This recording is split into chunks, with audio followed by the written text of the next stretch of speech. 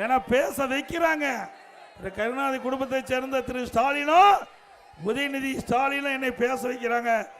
என்னுடைய 51 ஆண்டு கால ஆட்சியில் யாரையும் தரக்குறையா பேசினது கிடையாது. ஆனால் நம்மை பற்றி தரக்குறையாக பேசினால் நாம விட மாட்டோம்.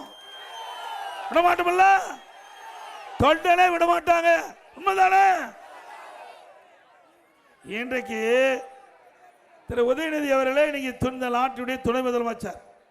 ஆனா 2 மணிக்கு அவர் என்ன பண்றாரு? ஒரு இன்ஸ்டாகிராம்ல ரீபோஸ்ட் பண்றாரு. யாருடைய காலை தேடி நீங்க இன்ஸ்டாகிராம்ல ரீபோஸ்ட் போடுறீங்க? எங்களுக்கு கேட்க தெரியாதா?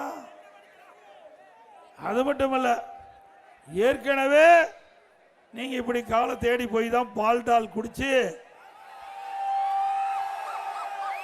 தப்பிச்சிருக்கிறீங்க. மீண்டும் பால்டால் குடிச்சா உங்க பாடி தாங்காது தம்பி.